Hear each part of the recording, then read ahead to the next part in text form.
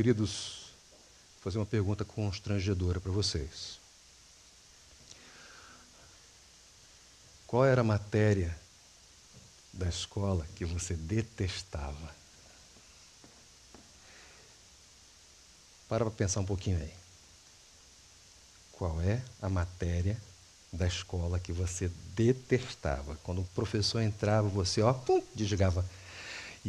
Oi, qual, Bezerra? Ensino religioso. Eu tinha isso na minha época, né? Eu gostava, eu até que gostava, era legalzinho, né? Não entendia nada, é verdade, mas assim, era legalzinho. Mas essa não era a matéria que eu detestava. Sabe qual era a minha matéria? Biologia. Detestava biologia. Quando eu chegava lá em botânica, gente, ninguém merece botânica. Eu sou um cara da cidade, eu gosto de prédio, não é? Quem gosta de árvore é o nosso índio, não é? Igarapé. A propósito, ele e família ontem foi para a praia. Eu não consigo entender como é que isso acontece, porque índio gosta de igarapé, ele vai para a praia, né? Brincadeira com o nosso querido Maurício, né? Mas assim, eu não gostava de biologia. E eu sei que um ou outro também compartilha com esse desgosto comigo. Mas qual é a sua matéria? Aquela matéria que você fechava a cara quando o professor entrava em sala de aula. E aí?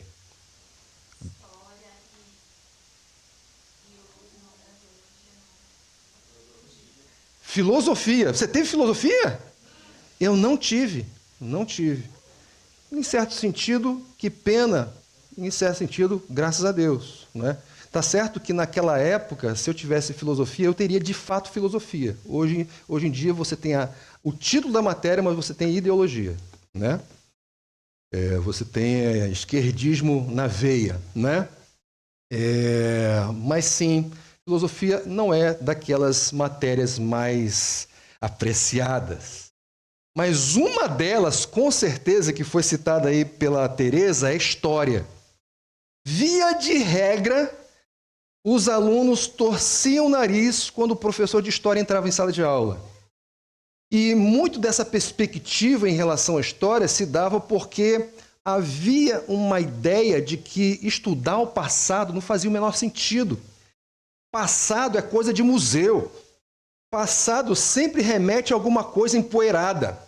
Uma coisa que está talvez lá no baú, naquele baú no qual você não quer mexer. Deixa lá esse negócio. Porque história, dessa perspectiva, não tinha absolutamente nenhuma contribuição com o presente, muito menos com o futuro.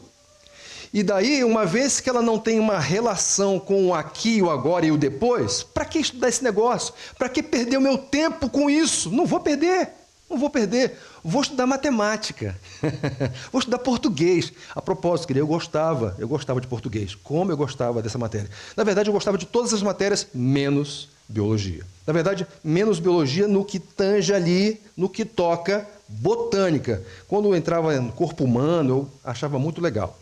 E eu também gostava de história. Eu não compartilhava com essa perspectiva de que história é um negócio que não tem nenhuma contribuição com o presente. É verdade que naquela época, e me perdoem falar dessa maneira, porque de fato, por mais que isso não pareça, eu sou mais velho do que a maioria aqui, e eu estudei num período que escola era escola, né? E nesse período que escola era escola, história estava comprometida, em certo sentido, em apresentar os fatos e destacar os grandes heróis, especialmente da nossa nação, e, portanto, naquela época tinha um valor, só que o tempo foi passando, ela foi perdendo esse valor, muito em função da penetração de ideologias no contexto da escola, que tinham como objetivo destruir a história para construir uma outra. Correto? E, nesse sentido, essa postura tinha também essa perspectiva de que a história não tem valor. O que tem valor é o que nós vamos construir a partir daqui. Mas nós sabemos, queridos, para que nós saibamos quem somos, porque estamos onde estamos e para onde estamos indo. Gente, a gente precisa de história. História é extremamente importante e relevante para todos nós, porque, como eu disse, a história tem sim contribuição hoje na nossa vida e para o porvir. Por que eu estou falando isso? Porque, como eu disse no começo aqui, a nossa proposta é refletirmos neste advento que mudou a história. Esse advento que diz respeito não só à vinda de Jesus, mas o seu ministério e particularmente a sua ressurreição, dividiu a história. Mas, como eu disse, não apenas dividiu a história, mas mudou a história e impactou, mais especificamente, histórias em particular, histórias individuais. A ressurreição de Jesus que aconteceu na história mudou a sua vida, mudou a minha vida. E este impacto, esta influência, gerou este coletivo, esta congregação que chamamos igreja. Então, queridos, eu quero hoje refletir com vocês a partir de uma temática chamada Vivo, ressurreição para nós hoje. Então, a partir dessa temática, eu quero verificar com vocês um texto do Antigo Testamento que se encontra em Isaías 53. Isaías 53, nós vamos nos deter apenas nos versículos 10 e 11. Isaías 53, 10 e 11. E a proposta desta passagem é a seguinte: a ressurreição histórica do servo sofredor garante uma vitória, garante a maior bênção na vida do pecador. Mais uma vez, a ressurreição histórica do servo sofredor garante a maior bênção na vida do pecador. Texto aí da palavra de Deus que se encontra em Isaías, capítulo 53, versos 10 e 11. Os irmãos acharam aí? Isaías?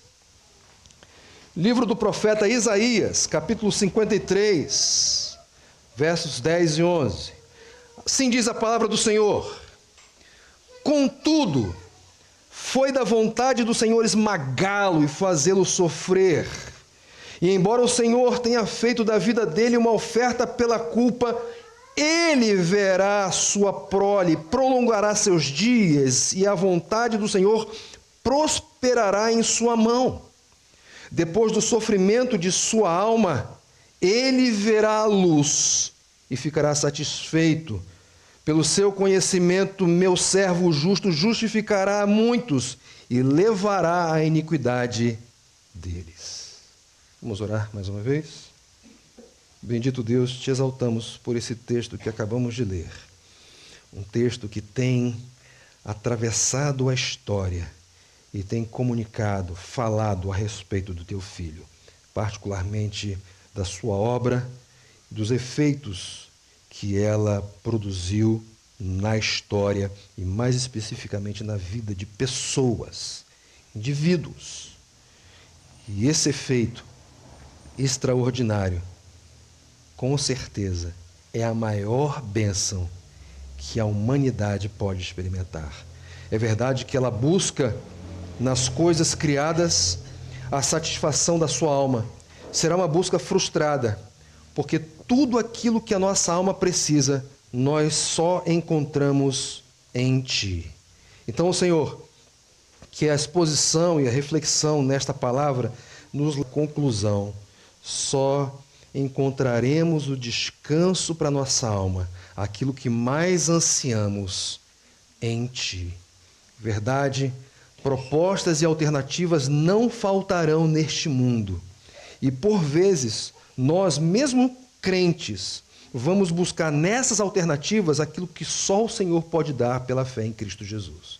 Perdoe o nosso pecado e use essa passagem para que isso fique muito claro, porque de fato a tua ressurreição tem efeito hoje, na minha, na minha vida, na vida dos meus irmãos, das minhas irmãs, na vida da humanidade. Mesmo daqueles que não creem em Ti, a ressurreição tem efeito. Então, Senhor, nos ajude a percebê-los, para que nós te glorifiquemos mais, te amemos mais e nos satisfaçamos mais em Ti. Oramos assim agradecidos em nome de Jesus. Amém e amém. Certa vez, numa estrada deserta, um homem proferiu uma pergunta. É aquela pergunta que eu chamo a pergunta do deserto. Todos nós conhecemos essa passagem. Todos nós já em algum momento da nossa história tivemos contato com ela.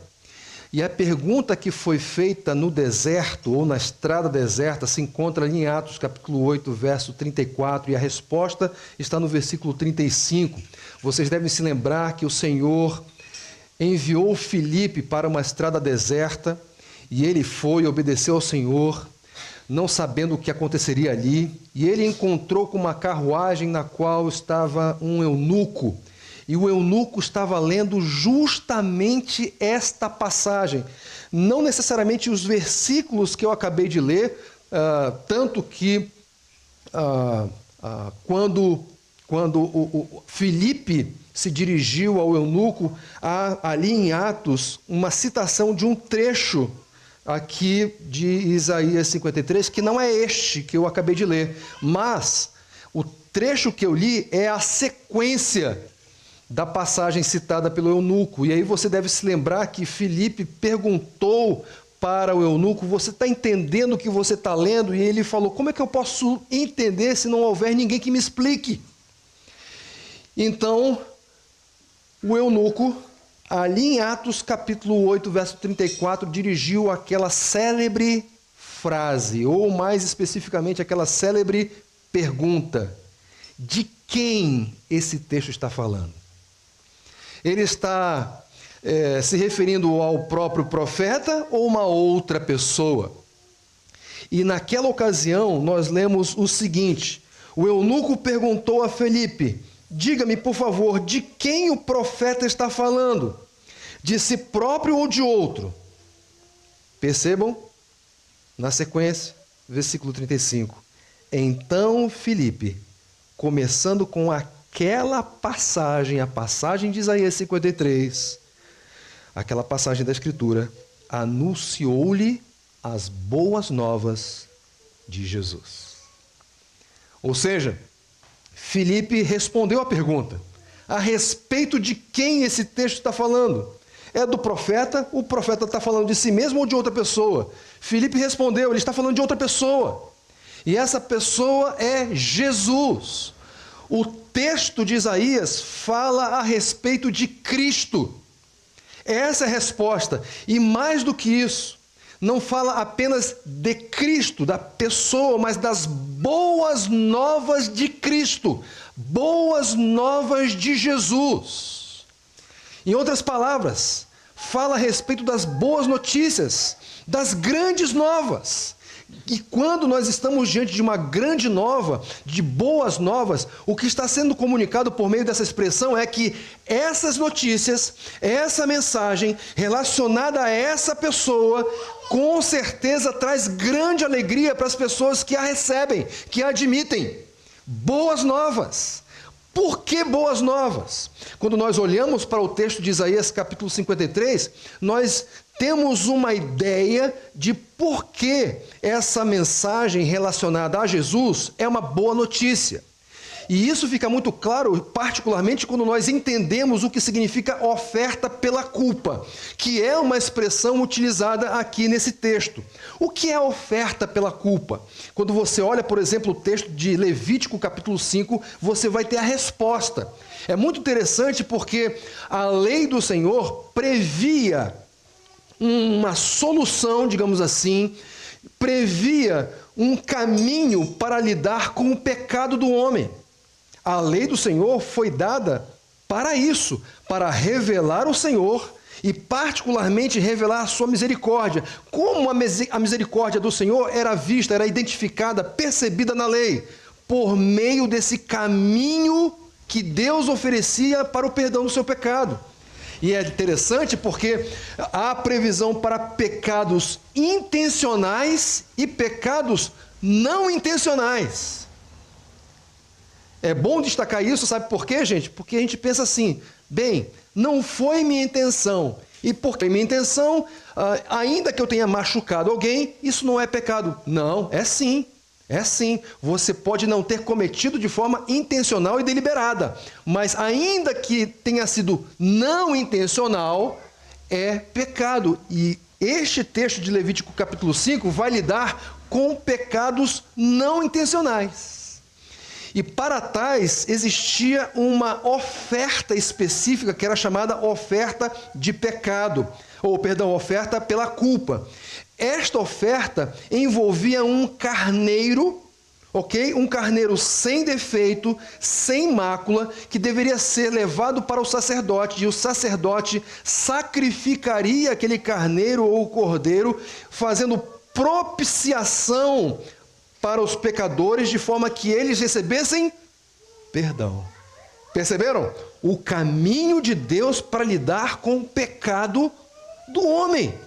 E esse caminho envolvia o sacrifício de um animal perfeito, sem defeito. E aquele animal seria sacrificado no lugar do pecador, para que por meio dessa substituição, Deus se tornasse propício ao pecador, de modo que ele não só fosse perdoado, mas tivesse o seu relacionamento com Deus restaurado. A ideia de reconciliação presente aqui por meio da oferta pela culpa. É importante que nós tenhamos isso em mente, queridos, porque esse texto aqui de Isaías vai fazer referência justamente a esta expressão. E se nós não entendermos o que ela significa, ainda de forma básica, ainda que de forma superficial, nós não vamos entender a grandeza da obra de Jesus e pelo que ele passou. Porque Deus o chama, ou melhor, o texto diz que Deus o fez oferta pela culpa. Então você já sabe o que essa oferta envolve, correto? Muito bem, esta passagem, ela foi escrita, na verdade, este livro foi escrito pelo profeta Isaías. E este livro foi escrito num contexto, num cenário muito específico. Você deve se lembrar que no ano 722, o reino do norte foi escravizado. Na verdade, bem antes disso, quando Roboão assumiu o reinado ali de Israel, Roboão, filho de Salomão, o reino pouco depois se dividiu em reino do norte e reino do sul. Israel sofreu uma grande cisão. As 10 tribos do norte se tornaram o reino do norte, chamado Reino de Israel, e as 2 tribos do sul se tornaram o reino do sul, chamado Reino de Judá. Ok? Muito bem, em 722 a.C., o reino do norte foi desbaratado pela invasão e pelo exílio que foi imposto pelo Império Assírio. Quando isso aconteceu, Judá, o reino do sul, ainda estava em vigor. A propósito, nesse momento, Isaías já estava no ofício ou no exercício do seu ministério. Ele começou o seu ministério um pouco antes do reino do norte cair. Ele foi contemporâneo a essa situação. Só que ele estava no reino do sul. Então, ele viu o que estava acontecendo e, inclusive, usava o que estava acontecendo no reino do norte para advertir o reino do sul. Olha, cuidado! Não sigam as mesmas práticas dos seus irmãos do norte, porque se vocês o fizerem, a mesma coisa que aconteceu com eles vai acontecer com vocês.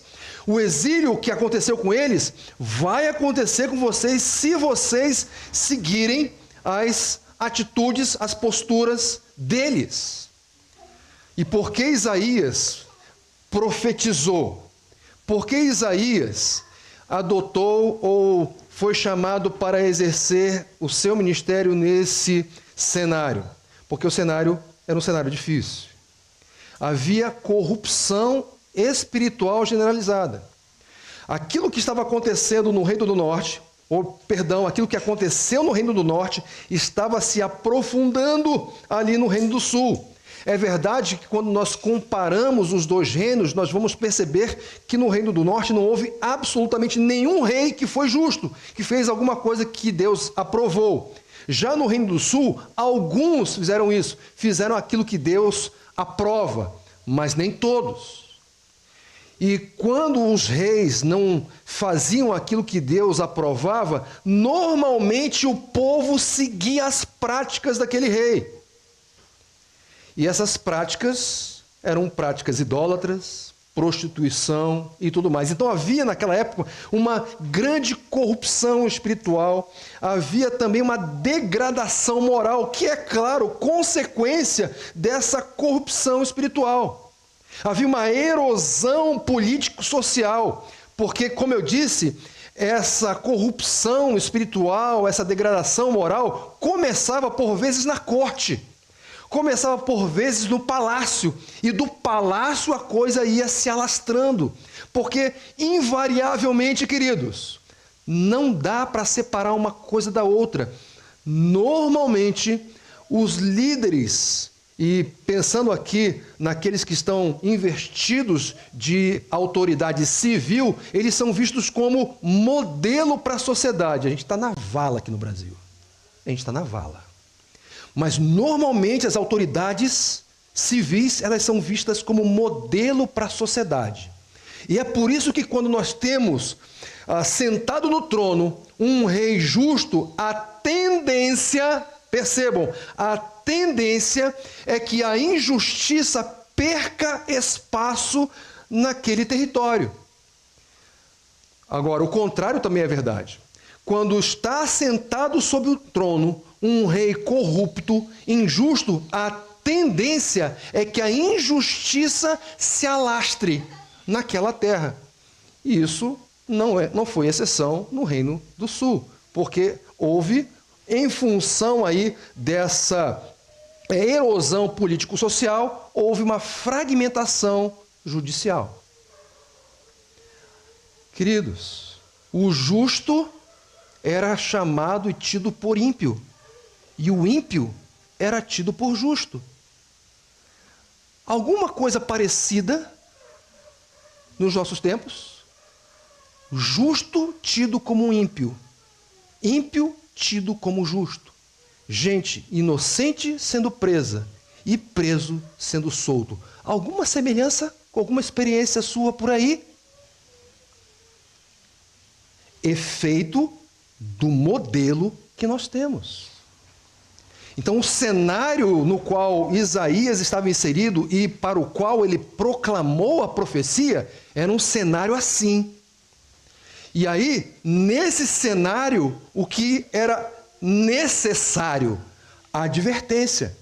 Lembra que eu disse para vocês que o Reino do Norte, num determinado momento, caiu e que Isaías fora contemporâneo a essa queda? Gente, isso foi material utilizado para Isaías para chamar a atenção do povo.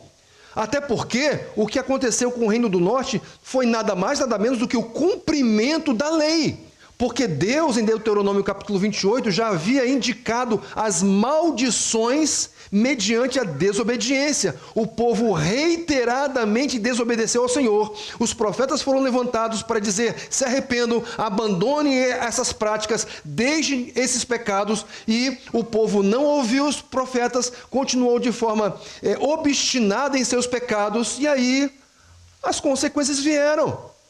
E quais foram as consequências? As maldições da lei foram aplicadas. Uma delas, o desterro. Exílio. Então Isaías, a todo momento, no seu ministério, advertindo o povo: abandonem a corrupção espiritual, afastem-se da degradação moral. Líderes, autoridades civis, deixem de contribuir com a erosão político-social. Juízes, atenção juízes, não sejam responsáveis pela fragmentação judicial. Vocês foram colocados aí para a preservação e aplicação da justiça e não ao contrário. Isaías comunicando, pregando, advertindo. A mensagem era dura, a mensagem era difícil, não era aquela mensagem que agrada aos nossos ouvidos, que traz alento ao nosso coração. Não. Era uma mensagem de exortação, de repreensão, de identificação e apontamento do pecado, e nós não gostamos quando isso acontece. Na verdade, quando alguém diz para a gente, olha, você errou, a nossa tendência é, como assim? Mesmo que nós tenhamos errado, a nossa tendência é reagir e resistir não só à revelação do pecado, mas à palavra de advertência para que nós abandonemos aquela prática. Nós resistimos. E não foi diferente com o povo de Judá. O povo de Judá resistiu às advertências. Agora, é importante frisar isso. As palavras dos profetas não eram caracterizadas apenas por advertências. Por quê? Porque essas palavras sempre vinham acompanhadas de uma palavra de esperança. Sim, vai ter juízo se vocês continuarem a adotar essas práticas. Sim, o Senhor virá com uma disciplina grave sobre vocês, se vocês obstinadamente continuarem fazendo o que vocês estão fazendo. Mas esse Deus que disciplina também é o Deus que traz esperança. E essa passagem de Isaías 53 é uma passagem, é uma advertência, digamos assim, é uma palavra, é uma profecia do profeta que tem relação com esperança, com trazer alento, com trazer paz para o coração daqueles que estavam talvez estremecidos, preocupados com aquilo que Deus faria com aquele povo que estava pecando. Então Isaías 53 é uma passagem de esperança que estabelece um contraponto com todas aquelas repreensões, advertências e profecias que apontavam para um futuro difícil pelo qual aquele pessoal passaria em função do seu pecado, em função da desobediência à lei do Senhor. Então, nesse cenário de advertência, nós também encontramos um cenário de esperança, e a passagem de Isaías 53 é uma delas. A propósito, ela começa com um contudo. Perceberam isso? Versículo 10. Contudo, nos força a olharmos para aquilo que o profeta disse antes.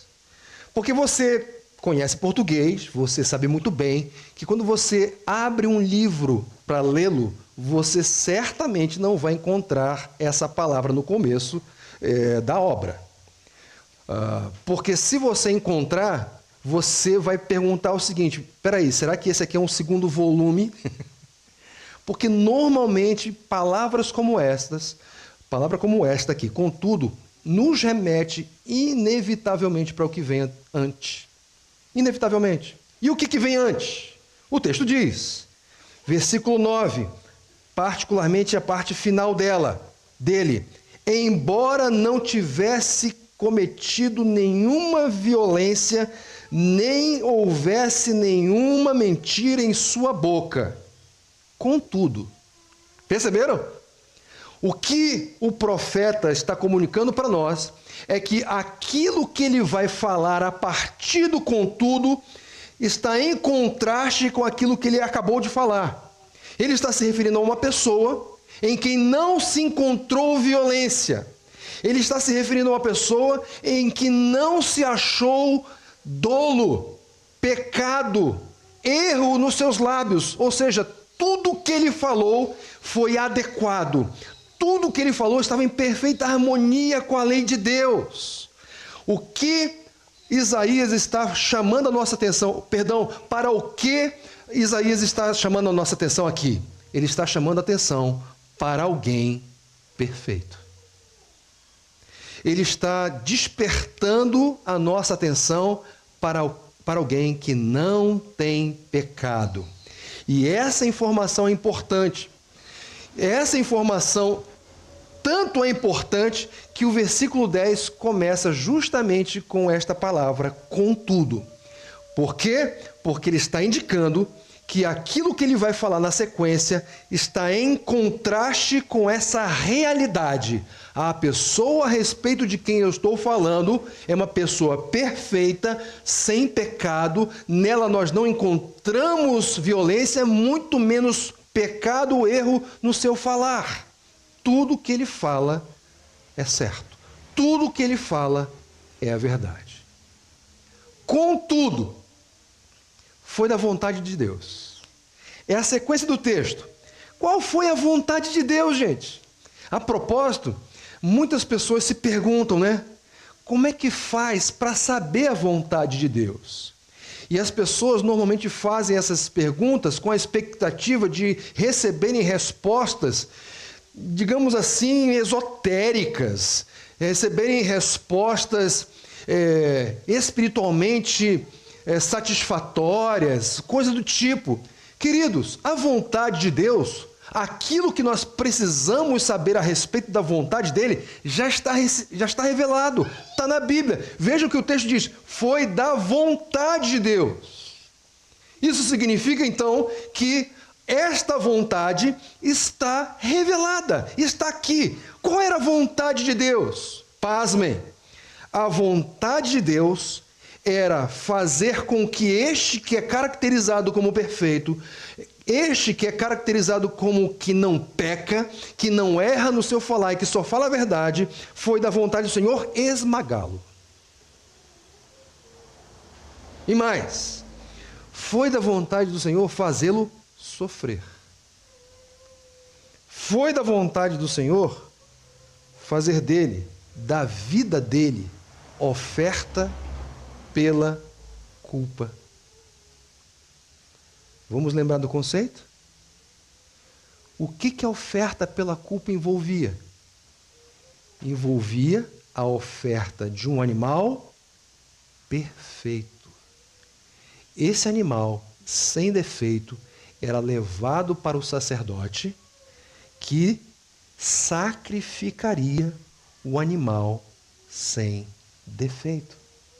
Sacrificaria um animal inocente no lugar dos pecadores, para que se fizesse propiciação entre Deus e os pecadores. Entre outras palavras, fazer com que Deus se tornasse propício para os pecadores, para que a ira de Deus fosse aplacada, de forma que o que sobrasse para os pecadores fosse a sua misericórdia e seu amor.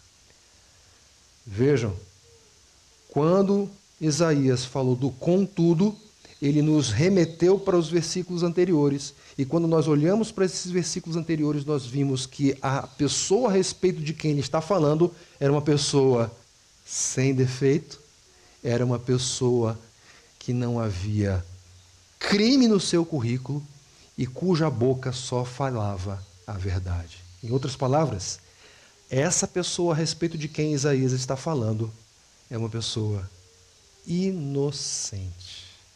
E Deus fez desse inocente oferta pela culpa. Dizer que Deus fez desse inocente uma oferta pela culpa é dizer que ele foi morto. É dizer que ele foi sacrificado. E esse sacrifício se percebe nesses termos, não apenas oferta pela culpa, mas também por aqueles verbos esmagar e sofrer. Como é que nós podemos harmonizar a realidade de um Deus bom e a presença do mal no mundo? A minha proposta aqui não é fazer uma dissecação ou tratar desse tema da teologia chamado teodiceia. Mas uma coisa dentro desse campo eu vou falar. Queridos, o sofrimento foi um instrumento na mão de Deus para tirar o sofrimento. Porque o sofrimento que Deus impôs ao seu filho abriu a porta para que a escravidão do pecado estarmos dentro dessa cela que produz dor, esmagamento e sofrimento espirituais, fosse completamente aberta e nós desfrutássemos de liberdade. Queridos, o sofrimento, ele é parte do plano de Deus. E é por isso, queridos, e por favor, não me entendam mal, eu não estou dizendo que o sofrimento é uma experiência deliciosa de se passar, não estou dizendo isso. Eu não estou dizendo que quem passa pelo sofrimento não sente as dores dessa experiência. Sente. Como sente? Eu não estou dizendo isso. O que eu estou dizendo é que, ainda que essas dores, ainda que essas lágrimas, ainda que essas aflições decorrentes do sofrimento sejam uma realidade, também é uma realidade que o sofrimento é um instrumento nas mãos do Senhor. Aí, inevitavelmente, eu preciso fazer referência àquele texto de Romanos capítulo 8, verso 28, quando o apóstolo Paulo diz que todas as coisas contribuem para o bem daqueles que amam a Deus. Isso inclui o sofrimento. O sofrimento na mão de Deus, aplicado por Deus, na vida dos seus, produz bem. É verdade. Às vezes nós não vamos entender bem o que está acontecendo, por que está acontecendo, mas o propósito está muito bem definido: produzir bem, e o bem é sermos mais parecidos com Jesus, como o próprio versículo 29 de Romanos 8 nos indica. Então, Deus decidiu, é vontade de Deus, ou melhor, foi vontade de Deus esmagar, fazer sofrer, fazer desta pessoa uma oferta pela culpa. A propósito, quando nós lembramos da pergunta do deserto e a resposta que foi dada por Filipe, nós concluímos: esta pessoa que foi esmagada, essa pessoa que experimentou este sofrimento terrível sem merecer, inocentemente, essa pessoa que foi apresentada como oferta pela culpa, era ninguém menos do que o filho daquele que ofertou. Deus ofereceu o seu próprio filho, porque na resposta de Filipe, nós ficamos sabendo que o personagem ao qual o profeta Isaías se refere aqui é Jesus. Então Jesus, o bendito, unigênito Filho de Deus, foi oferecido pelo seu próprio Pai. Pelo seu próprio Pai. Foi da vontade dele fazer assim. O texto continua e nós vemos na sequência: contudo foi da vontade do Senhor esmagá-lo e fazê-lo sofrer, e embora o Senhor tenha feito da vida dele uma oferta pela culpa, ele verá sua prole e prolongará seus dias, e a vontade do Senhor prosperará em sua mão. Depois do sofrimento da sua alma, ele verá a luz e ficará satisfeito. Temos um contudo, temos um embora. E neste embora, nós verificamos algo interessante. O que de interessante nós conseguimos identificar aqui? Vejam, leio novamente: embora o Senhor tenha feito da vida dele uma oferta pela culpa, ele verá a sua prole, ele prolongará os seus dias, a vontade do Senhor prosperará em sua mão, ele verá a luz. Como assim? Como isso é possível? Por que essa pergunta? Essa pergunta é pertinente, gente, Porque Deus, por meio do profeta Isaías, já havia falado claramente: este ente, esta pessoa, que sabemos que é Jesus, que é o Filho de Deus, seria oferecida como oferta pela culpa. O que isso significa? Significa que ele seria morto. Significa que ele seria assassinado. Ele sofreria uma pena brutal. E o resultado dessa pena era nada mais, nada menos do que a sua própria morte. Então, como alguém morto pode ver a sua prole? Como alguém morto pode ver a vontade do Senhor, os dias se prolongarem, a vontade do Senhor prosperar em suas mãos? Como é que ele pode ver a luz? Um morto não pode ver essas coisas, gente. A propósito, deixa eu fazer um esclarecimento aqui, porque prole tem relação com filhos, né? E talvez você se pergunte assim: bem, se esse texto se refere a Jesus, como ele pode ter uma prole se ele não casou? Não é verdade? É claro, gente. Prole aqui tem relação com aqueles filhos que Deus geraria por meio da obra de Jesus. E é por isso que ele pode ser relacionado com estes filhos. É por isso que o profeta pode utilizar esta terminologia.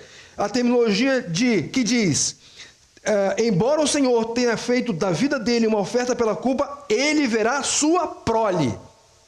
Essa terminologia pode ser associada a Jesus. Mas qual é o fato? Qual é a realidade? Como é que estes filhos podem estar relacionados a ele? Como é que a vontade do Senhor prosperará nas suas mãos? Como é que os seus dias vão se prolongar? Como é que ele vai ver a luz? Você está morto. Das duas, uma.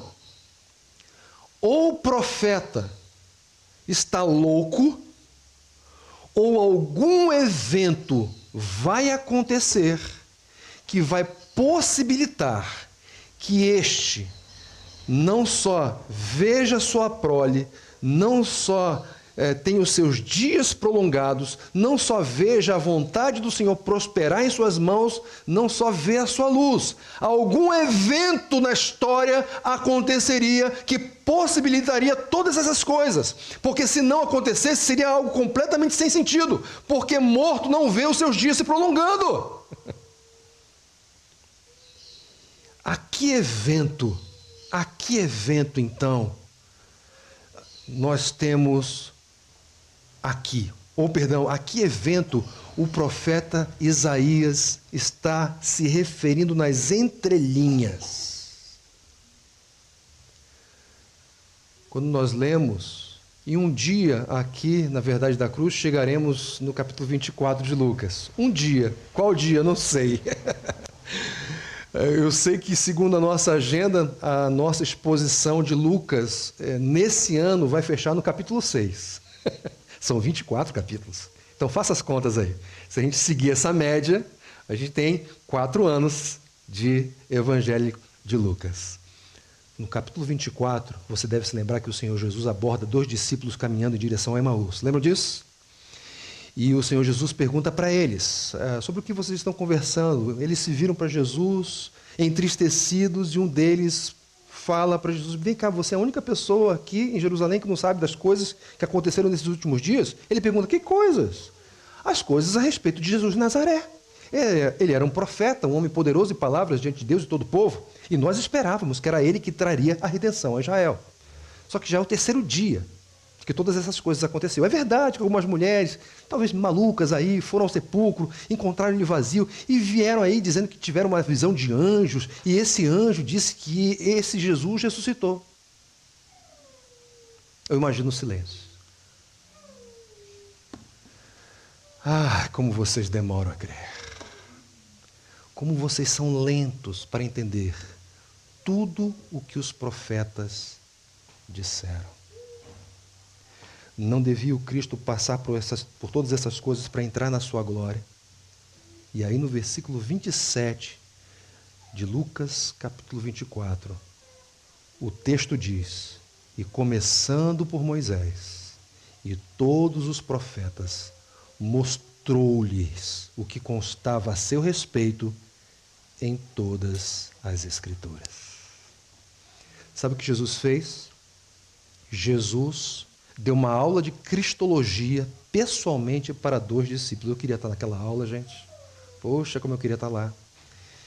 E nessa aula, ele correu por todas as Escrituras, mostrando não só que ele deveria sofrer, mas que a sua ressurreição era prevista. Mas já, tá bom, a sua ressurreição já era prevista. Sabe o que está nas entrelinhas de ele verá a sua prole, seus dias se prolongarão, ele verá a vontade do Senhor prosperar em suas mãos, ele verá a luz. Sabe o que está nas entrelinhas? Ressurreição. O profeta estava profetizando a ressurreição de Jesus.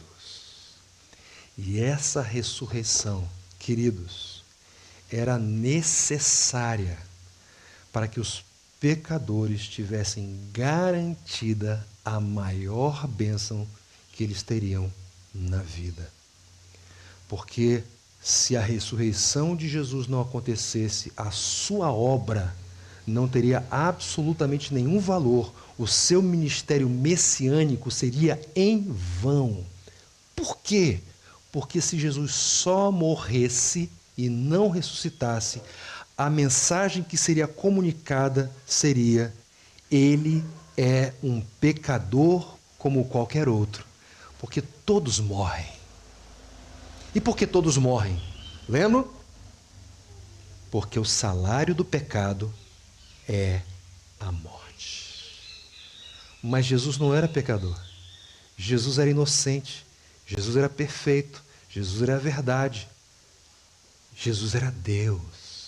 E como diz, e utilizando aqui a linguagem de Atos dos Apóstolos, era impossível que a morte o retivesse.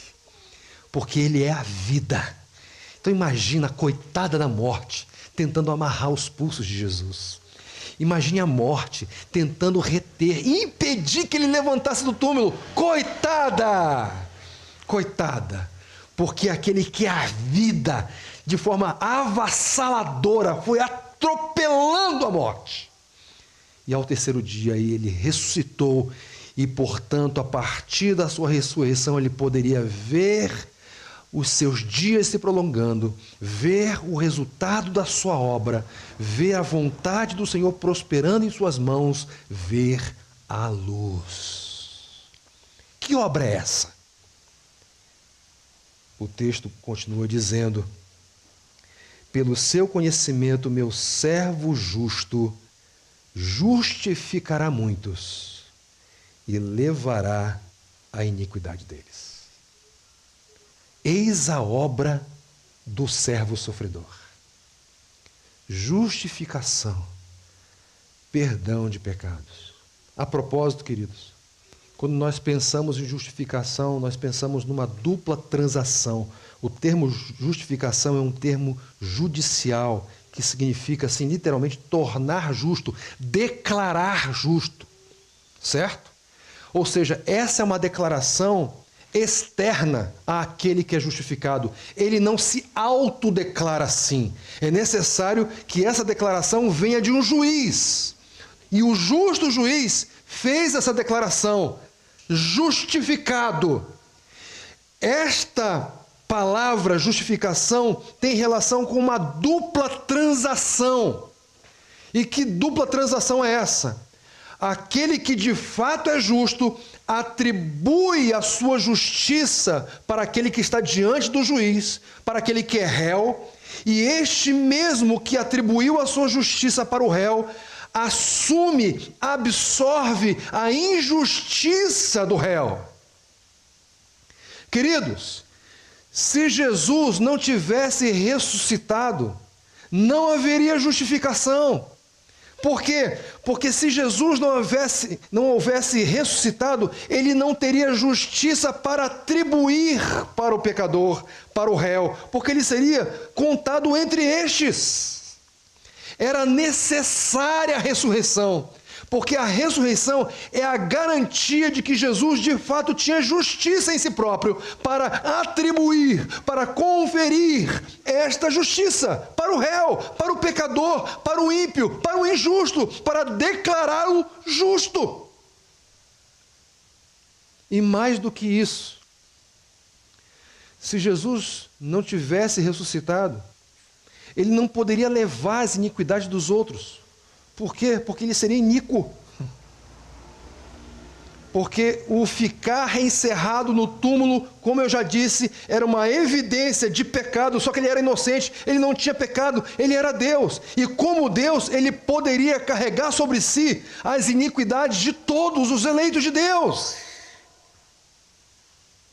A obra dele envolve justificação, envolve perdão de pecados, envolve outras coisas, é verdade, mas eu quero me concentrar apenas naquilo que o texto está falando: justificação e perdão. Gente, associada à ideia de justificação está a ideia de absolvição. Ok? Nós éramos condenados, mas fomos absolvidos. Mas, queridos, para nós não era suficiente apenas absolvição. Não era suficiente apenas perdão de pecado. Era necessário que nós recebêssemos também a justiça de Cristo. Para quê? Para que nós fôssemos recebidos por Deus. Porque se nós não recebêssemos a justiça de Deus, a justiça de Cristo, nós não seríamos admitidos, nós não poderíamos ter livre acesso a Deus. É preciso que nós estejamos em Cristo para que esse acesso possa ser autorizado. Porque se nós não estivermos em Cristo, a justiça de Cristo, nós continuaremos a ser vistos como nós éramos.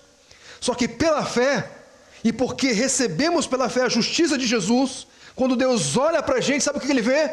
A nossa justiça? Não, Ele vê a justiça de Jesus.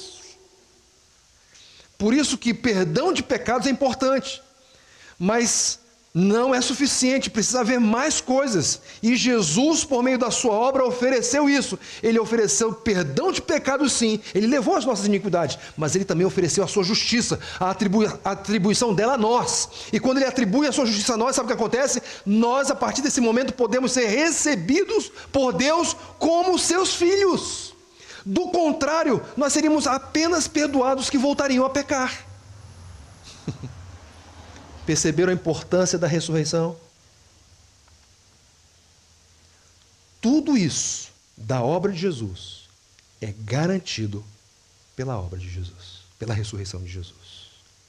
É por isso que nós podemos dizer que a ressurreição histórica do servo sofredor garante a maior bênção na vida do pecador. Gente, lembram que eu disse para vocês que o profeta Isaías comunicou a sua profecia num contexto específico. E quem estivesse naquele contexto diante dessa palavra, que minimamente considerasse aquilo que o profeta estava dizendo, ia ter a seguinte ou as seguintes conclusões. A primeira: o tempo de juízo, algum momento, virá. O tempo de juízo deixará de existir. Ele vai passar. Mais do que isso, um tempo de esperança chegará. Mais do que isso, mais do que a passagem do juízo, mais do que um tempo de esperança, um reino de justiça chegará.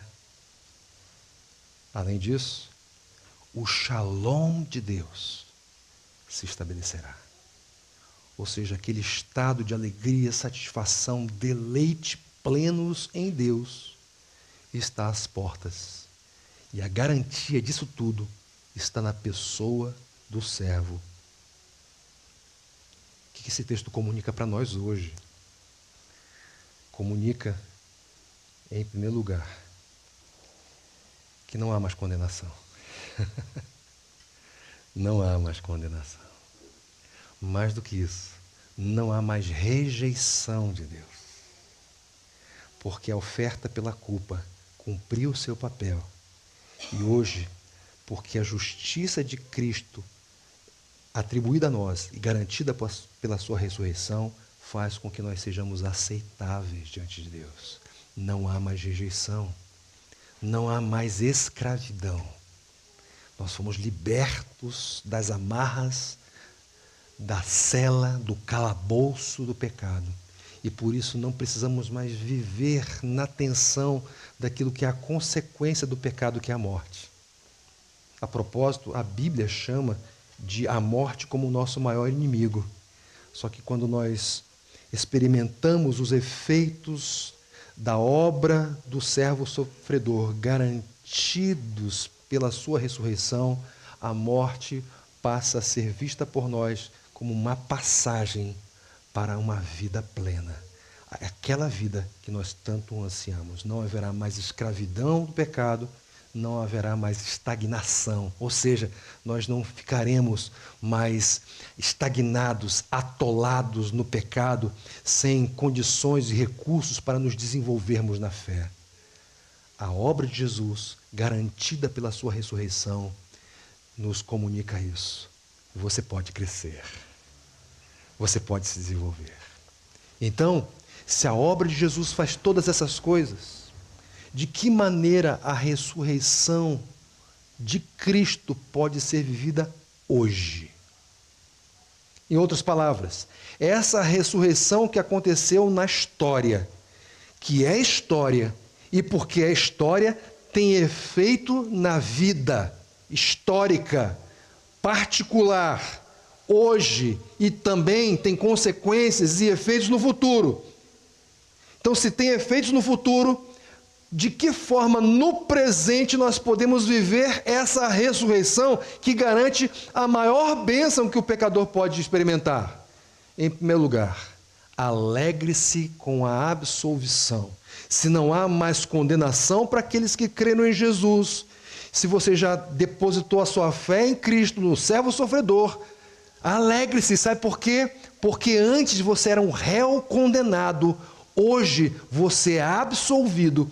E eu nunca vi um preso sair da cadeia triste. Nunca vi. Ele sai radiante. Especialmente aqui no Brasil. Aqui no Brasil o preso sai radiante. Vou voltar a roubar. Vou voltar a praticar delitos. Vou voltar à vida do crime. Que coisa boa. Aqui no Brasil é assim, né? Mas seja como for, preso, quando liberto, ele festeja. Nós éramos escravos, não somos mais. Devemos festejar, devemos nos alegrar. Não há mais condenação para aqueles que estão em Cristo Jesus, como diz Romanos, capítulo 8, verso 1. Não há mais. Então, alegre-se com a absolvição. Mais do que isso, se não há mais rejeição, lembram? Então, desfrute dessa admissão, desfrute da comunhão, porque antes nós éramos rejeitados, mas pela fé fomos recebidos. E se somos recebidos, temos a porta escancarada do trono da graça de Deus, da sala do trono, para nos relacionarmos com o Rei, por meio de Cristo Jesus. E porque temos essa porta aberta para nos relacionarmos com o Rei, nós também temos essa porta aberta para nos relacionarmos com os seus súditos. Ou seja, desfrute da comunhão que foi conquistada por Jesus, comunhão com Deus e comunhão com os seus irmãos. Em terceiro lugar, olha, não viva mais sob tensão, porque assim é que vivem aquelas pessoas que são aterrorizadas pela morte, pela realidade da morte, vivem tensas. Ai meu Deus, são hipocondríacas, tomando remédio à torta e à direita, para quê? Para evitar o inevitável, a morte. Mas ela vai vir, gente, ela vai vir. Só que para nós que estamos em Cristo, nós podemos reproduzir as palavras do apóstolo Paulo, que disse assim, quando que é imortal, quando aquilo que é mortal se revestir de imortalidade e aquilo que é corruptível se revestir de incorruptibilidade, então poderemos falar a palavra que foi dita. Onde está, ó morte, a sua vitória? Onde está, ó morte, o seu aguilhão? O aguilhão da morte é o pecado, e a força do pecado é a lei. Mas graças a Deus que nos dá a vitória por meio do nosso Senhor Jesus Cristo. Vitória, gente. A morte, a gente olha para ela. A morte. Onde está, a morte, essa vitória? Cristo já venceu. Você já está derrotada. E nós, por causa da obra de Jesus, desfrutamos dessa confiança. E finalmente, não alegre-se com a absolvição. Desfrute da comunhão, não viva sob pressão, sob tensão, e desenvolva a sua salvação. Percebam que a obra de Cristo nos tirou da estagnação. Isso significa que nós recebemos nele todos os recursos para crescer na fé. Os recursos estão à disposição. Então faça como o apóstolo Paulo diz lá em Filipenses: desenvolvam a sua salvação com temor e tremor, pois é Deus quem efetua em vocês tanto o querer quanto efetuar, segundo a sua boa vontade. Cresçamos na fé. E isso é possível, sabe por quê? Jesus ressuscitou. Eu não sei você, mas eu gosto de história. Amo estudar essa disciplina. Estudo ainda hoje essa disciplina. Tenho um apreço por ela. E faço isso, queridos, não porque eu quero encher a minha cabeça de informação, né? Tem gente que se deleita nisso, né? De ficar com cabeção e ficar ali vociferando, né? Vomitando informação acumulada, né? Isso não é conhecimento. Isso é informação acumulada, né? Conhecimento é outra coisa. Conhecimento é saber viver de acordo com aquilo que se apreendeu da palavra do Senhor. Então eu estudo história, tenho apreço por ela, porque eu entendo que essa disciplina, ela não só comunica quem nós somos, mas também para onde estamos indo. Em outras palavras, história tem efeito hoje, na nossa vida e para o porvir. A ressurreição de Jesus aconteceu na história. E adivinhe, ela tem efeito sobre mim e sobre você, sobre aqueles que creem em Cristo, hoje e no porvir. E por isso nós podemos afirmar: a ressurreição histórica do servo sofredor garante a maior bênção na vida do pecador. Vamos orar?